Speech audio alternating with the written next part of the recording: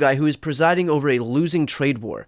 Also, you gotta love how Trump says that we're not gonna get taken advantage of on trade anymore, suggesting that he is completely redoing our trade relationships. You know how many trade deals Donald Trump has inked since he's been in office? You ready for this? 1. With the UK, a country we have a trade surplus with. That's it. There aren't hundreds of countries clamoring to come to the negotiating table, because if there were, you know what we would have? Trade deals. And you know what we don't have? Trade deals. Starting to see through this whole facade that Trump is erecting. And I know what you're thinking. At least it can't be dumber than this. Do I even have to say it? And they've allowed people to come into our country that shouldn't be here. Criminals walk in, no vetting, no checking, no nothing. Where are they coming from? And they were taking people out of prisons. They were taking gang members. They were taking the mentally insane and allowing them to come in, and we're getting them out of our country. We have no choice. We're getting them out and bringing them back where they came from. Have no choice. And it's not easy. It's not easy. But hopefully the courts will allow us to continue. You know, we had the greatest election victory. This was November 5th, we won the popular vote by millions of votes. We won all 7 swing states. We won everything. We won 2,750 districts against 505. 2,750 against 505.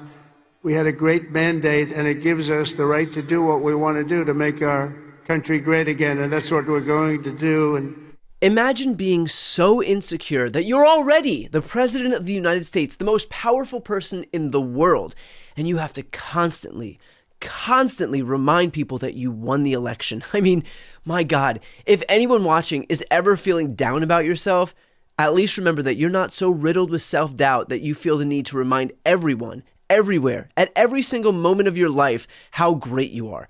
I mean, this is a guy who used to hand out paper maps outlining the counties that he won. If you are in any way even 5% secure, you don't need to constantly remind people with a pulse how great you are, which I suppose explains exactly why Trump does. And just for good measure, in case everything wasn't already dumb enough, I present to you the President of the United States wallowing in victimhood on stage. And the American people, because they're always going to be there for you. I went through a very tough time with some very radicalized, sick people. And I say I was investigated more than the great, late Alphonse Capone. Alphonse Capone was a monster. He was a very hardened criminal. I went through more investigations than Alphonse Capone. And now I'm talking to you as president. Can you believe this? Can you believe it? So you got to fight hard. You got to never give up. And don't let bad people take you down. You got to take them down. Got a lot of bad people out there, and those people, you have to figure it out. But you also have a lot of great people. Finally, hold on to your culture and your traditions, because that's what makes something really great. And that's what's made the Army great. The culture and the tradition. Here's the thing.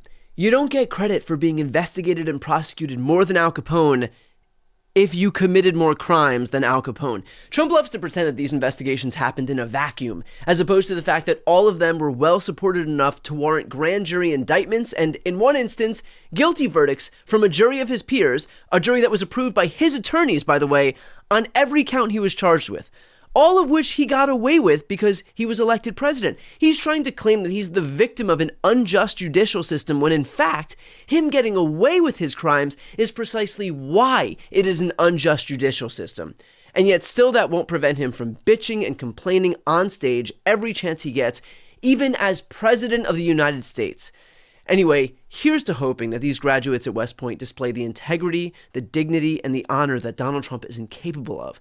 The future of our country depends on a next generation of leadership that recoils at the self-serving, power-hungry politics that Trump and his minions employ on a daily basis. Before you go, if you enjoyed this content and you want to see more and support independent media, please subscribe to this channel. The subscribe button will be right here on the screen. But second, the reality is that we are now in a political environment where this administration can lean on any of the social media platforms to suppress certain voices if they don't like critical coverage. That means my longevity here is in the hands of a few tech billionaires who are already making it clear that they are willing to cater to this administration. To that end, signing up for my newsletter is a way for me to reach you directly if that ever becomes necessary. I'll put the link right here on the screen as well, so please sign up. It's free, but there's also an option to do a paid subscription if you'd like to support me and my team. I really appreciate it. Thanks so much for watching.